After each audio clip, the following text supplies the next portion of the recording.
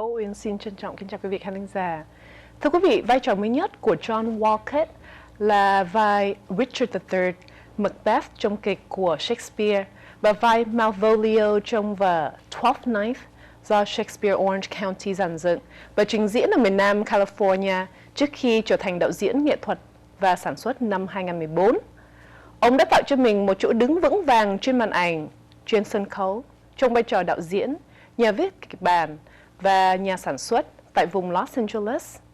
Hàng chục vở kịch mà ông nhớ mãi không bao giờ quên từng được diễn tại South Coast Repertory, The Odyssey Theater, The Old Globe ở San Diego, The La Jolla Playhouse và The Mark Taper Forum, cùng nhiều nhà hát kịch khu vực khắp nước Mỹ. Sau đây chúng tôi xin được gửi đến quý vị cuộc phỏng vấn đặc biệt của Tố Uyên với John Walcutt. Mr. John Walcutt, first of all, thank you so much for coming by to SBTN studio today. I hope the drive wasn't so bad for you. Not bad at all. I'm really happy to be here. Thank you. Well, thank you. So now, first off, can you talk a little bit about yourself and about the SOC here in Orange County? I know a lot of Vietnamese people, they love movies, but maybe they're still new with the theater aspect of it. Yes, and I think what we're learning here in this area is that everybody loves to go and have a good time, Mm-hmm. and I think with SOC in particular, Shakespeare Orange County, it's a place that for 35 years has done only Shakespeare. Wow. So I think the Vietnamese American audience has never been invited before this. Right. So when they asked me to take over last year in this beautiful, beautiful outdoor amphitheater here in Garden Grove, I looked around and I saw it looked like 5,000 solidly middle-class people could walk to this theater. And that's really unusual. And I thought, why don't these people come to the theater? Everyone who comes here comes from somewhere else. And so I set out to figure out who lived here and what it would really take to get people to come.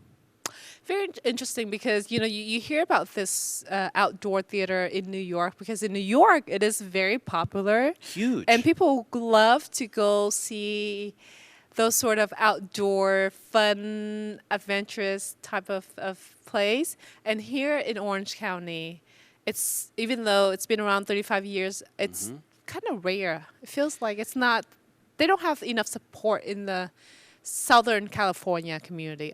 That's what it seems like. It's true. In San Diego, there's a very famous outdoor theater called the Old Globe. Okay. That's about 75 years old, and it's a major tourist destination, but it's right in Balboa Park next to the zoo. Mm-hmm. Here, it could be the same thing because we're so close to Disneyland and Knott's Berry Farm and Newport Beach and South Coast Plaza. But for some reason, in this particular area, and I think it's had so much to do with the changing demographic of the Garden Grove area over the last 25 years, that the theater didn't keep up with the population. It got disconnected.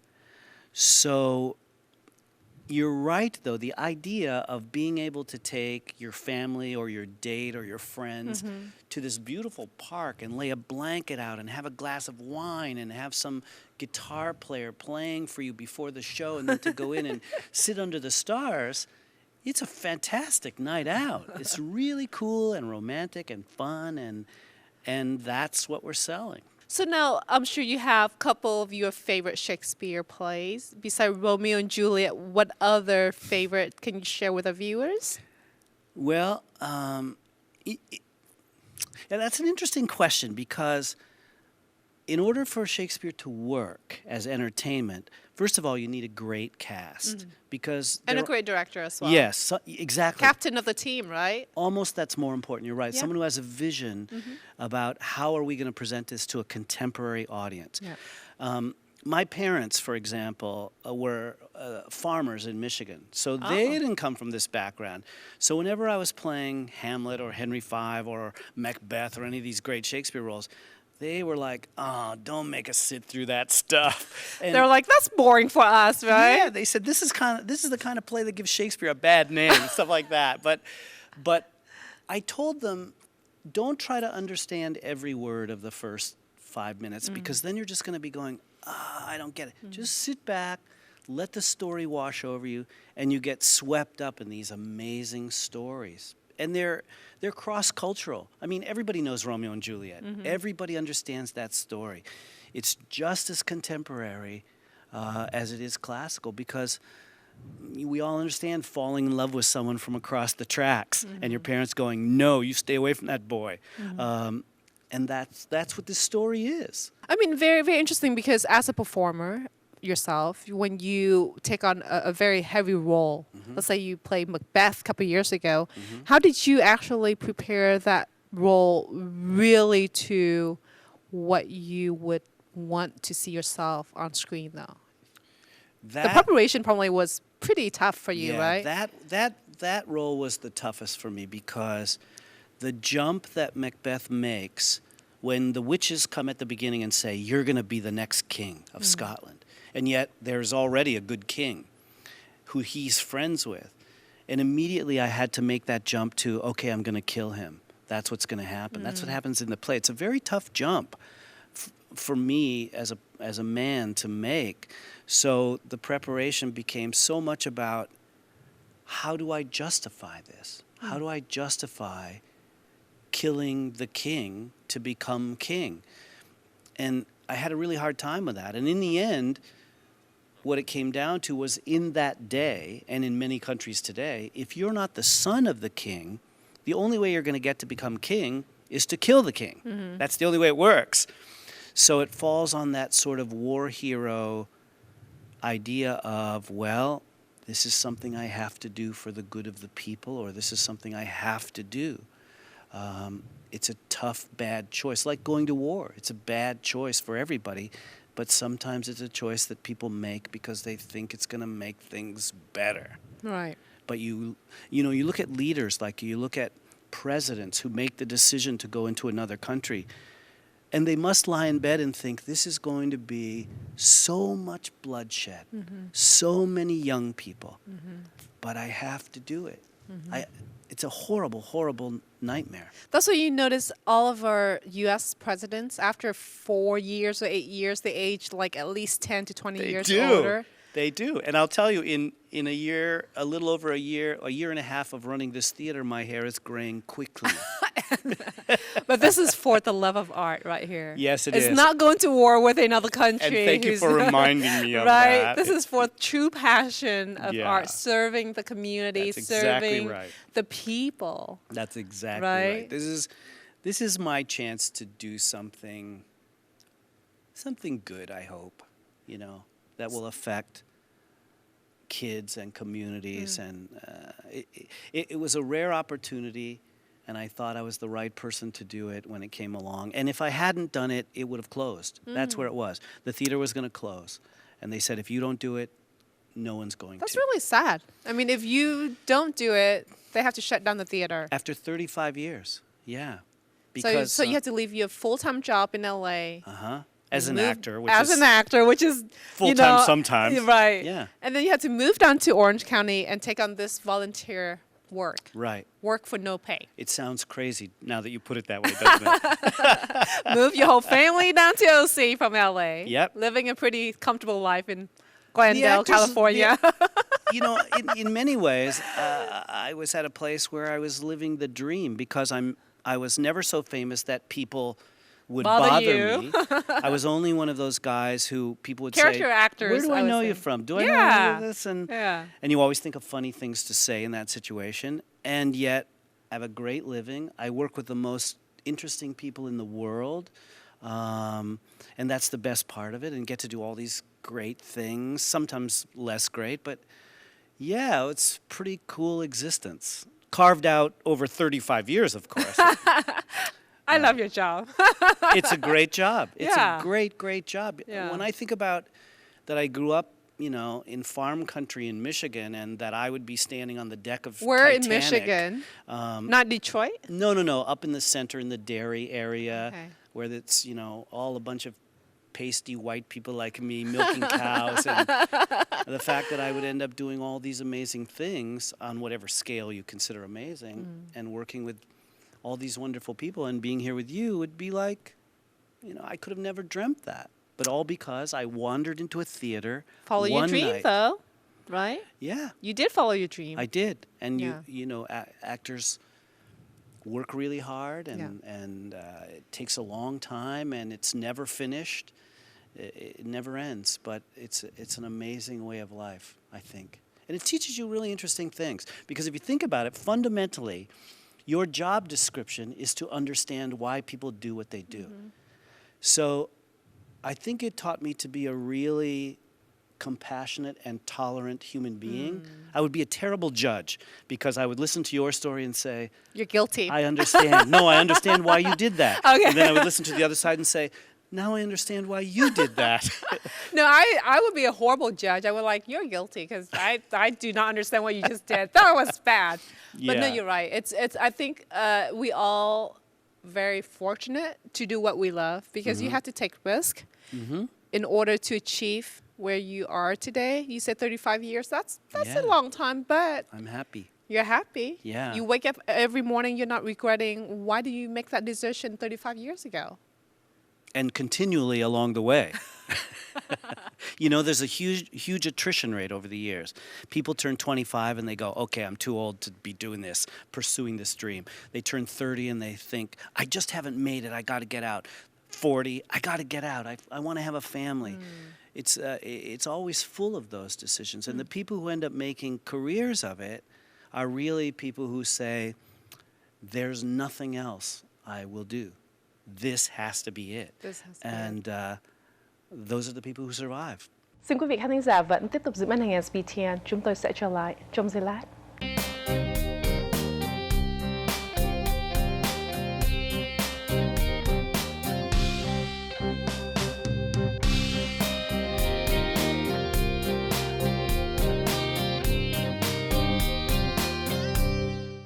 Chúng tôi xin cảm ơn sự theo dõi trở lại của quý vị khán thính giả. Thưa quý vị, John Walcutt từng được trao giải The Globe Ace Award tại Đại hội Điện ảnh Las Vegas qua vai trò đạo diễn phim truyện hài hước The Alpha Geek. Ông đã từng viết kịch bản cho phim Making Contact, sản xuất phim Sex and a Girl, có sự xuất hiện của các tài tử như là Robert Hayes, Alison Lohman, Ellen Greene và Danny Masterson. Nhiệm vụ của John Walcutt ở Shakespeare Orange County là Shakespeare Summerfest on Complete Company Title Now, trình diễn các vở kịch tại các nhà hát để tạo một sự hiểu biết lẫn nhau, không chỉ giữa các thế hệ mà còn giữa các nền văn hóa trong mọi thời đại chúng ta, ở một thành phố mà người ta nói 70 ngôn ngữ khác nhau. Và sau đây chúng tôi xin được gửi đến quý vị cuộc phỏng vấn phần 2 của Tô Uyên với John Walcutt. John, I noticed that SOC is working with many different ethnic groups here in Southern California to collaborate on projects. Why is that important, and how is it working out for you right now? It's really the thing that I'm the most interested in here.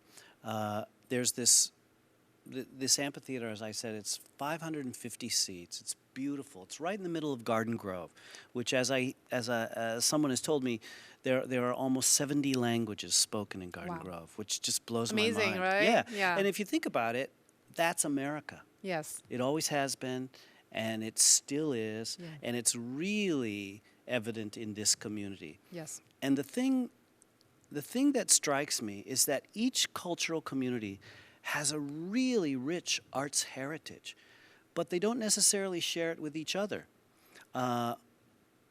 For example, I was talking with someone in the Korean community the other day, and she said, we're just not sure that other people will like our arts or will appreciate it or understand it. And I said, over this last year, I've been watching the Hispanic community, the Vietnamese community, the Polynesian community, the Caucasian community, the Korean community.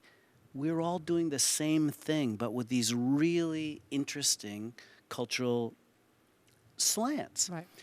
And I think if we start to mix them together, like in Romeo and Juliet, what you're going to see is, wow, this is really, really a celebration of how amazing this community really is, and really what America's all about. You know, we are the melting pot, and Garden Grove is really ground zero for that idea. It's right here.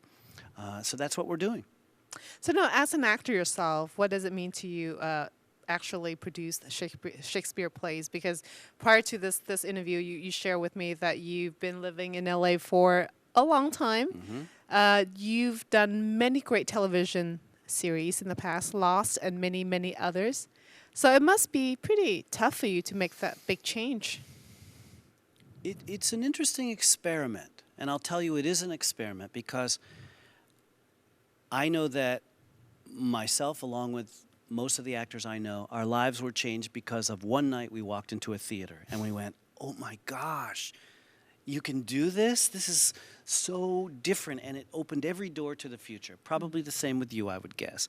And if I have the chance right now to give that opportunity to other people, I want to see if I can do it. But the first question I asked when I took over this theater was, does it matter to anybody here?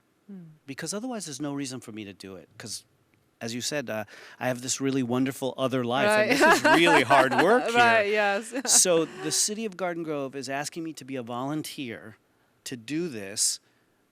Does anyone want it here? And what do they want to do here? Because I don't want to just produce irrelevant theater that nobody's going to care about or go to except other actors. I'm not interested in that. What I'm interested in seeing is, and what I believe, is that this can have a tremendous cultural and economic impact on this area. It really can. You know, I've heavily researched what happened with the New York Shakespeare Festival, which started down in the Bowery. And when Joe Papp started it, who was the founder of it, everybody said, you're crazy. Those people don't speak English. They're not going to see Shakespeare. Nobody cares about it. And he said, you know what, right away, I saw that they laughed in all the right places, they cried in all the right places, and then they took ownership of it and said, this is ours. This is our community. And I want to see if that will happen here. And I think it's happening. I see Vala jumping in, and I see these other cultural groups that I've approached and said, let's make something cool happen here. There's really an excitement. And now it remains to be seen if the city of Garden Grove wants to support it. I love this new mayor. He's fantastic. He's been to our theater 2 times already, both of our productions. And he seems like it, and he grew up 2 blocks from the theater and said, I never knew there was a theater there. So that's our mission now, is to build bridges between the cultures and the generations in Garden Grove. That's our mission, and we'll see if it works. So I'm curious, do we have any Vietnamese Romeo and Vietnamese Juliet at the SOC here? Well, great plans, you know. Originally, I set up this production for a friend of mine who is a wonderful Vietnamese-American actor, Tru Tran, who I knew from Aaron Sorkin's show, The Newsroom. So Tru was our Romeo. The bad part of the story is he got very, very sick a couple weeks ago and had to pull out at the last minute. Oh, no. So fortunately, I have great friends. One is Ramon de Ocampo, who is a wonderful actor who'd played Romeo at the Kennedy Center years and years ago. And he could do all the things that we set up this production to do with Tru. Because Tru is also, not to give away too much, but he's also a terrific hip-hop dancer and rapper. So we kind of built this production leaning in his direction, if you follow me. So suddenly I was painted into a corner. Where do I find a Romeo who can do this? Oh, no. And Ramon, who's well known from Sons of Anarchy and Seven Monkeys and lots of good projects, was kind enough to clear his schedule and jump right in. Wow. Nikki Sue who I think is Chinese American, plays Juliet. She was a lead in Peter Jackson's movie The Lovely Bones. Great movie. Great movie. And in Bring It On and Stick It, these cheerleader dancer movies. She's adorable. She plays Juliet, and she is like, every teenager will fall in love with her because she's like a little Disney princess. And to see that kind of Juliet, every kid gets it. And then we have amazing fights, huge, amazing fight scenes. So the boys will like it too. So I think it's really extraordinary. I really do.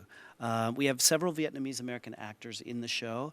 of varying professional backgrounds, but it's very cross-cultural. And not, I didn't want it to be one race against the other, because you could go that way with Romeo and Juliet. That's true. That's true. So, but it's not. It's totally cross-cultural. Juliet's parents, one is Mexican-American, the other's Thai. Romeo's parents are Korean. Very diverse Caucasian, cast. all right. over the place. Very just diverse like our cast. lives. So now, why do you think Shakespeare plays are so timeless? It's a couple of things. Number one, there are no royalties, so you can produce them for free. That's part of the reason. But also, you know, he's the most produced playwright in the world, the most produced playwright in the United States, because everybody understands these stories. Right. Everybody understands Romeo and Juliet. Right. Even a more complex story like Richard II, which is about a king who gets deposed by a good man who feels that the king has become greedy and luxurious and all that stuff. If I did that play in this community, and I put the king and his court in tuxedos with martini glasses, and then Bolingbroke, who's the revolutionary, in paramilitary clothes, everybody, whether they spoke English or not, would understand this is about a coup. This is about a king who has a lot of money, who is not getting it to the people, and a good man who leads a revolution. That's timeless. Hamlet is timeless. So these stories really are cross-cultural. And for us, he's, you know, arguably the father of our language, father of the English language. Father of the arts, maybe? You could argue that. You Yeah. certainly could. And like I said, every high school kid has to read Shakespeare. So this is a much better way of getting your foot in the door with them. So now for those, we have a lot of Vietnamese viewers who is watching the show right now, and they don't live in Orange County. But definitely they probably will want to check out the SOC. Do you have a message you want to share with the viewers watching this piece around the country? Yeah, I would say take a look at shakespeareoc.org. That's our life on the web. And I think if you don't live around here, the important thing to take away from it is that the world is really small now. And it's getting smaller and smaller and smaller. And you used to be able to hide in your culture and not deal with people you didn't understand. Yes. That's the major issue we face now as nations and citizens going forward, is there's no way to avoid people now who are different than you. We're all shoulder to shoulder. So if I took you out one night and we saw Mexican folklorico dancing, and I bet you would say to me, you know what, we have that in our culture too. We do these same dances about kids falling in love, about marriage, about taking care of a dying elder. We all have these same stories. I spent about 6 months up in the Eskimo culture, doing some these kind of acting workshops, and really they have this oral tradition of passing on stories from generation to generation that's not written down.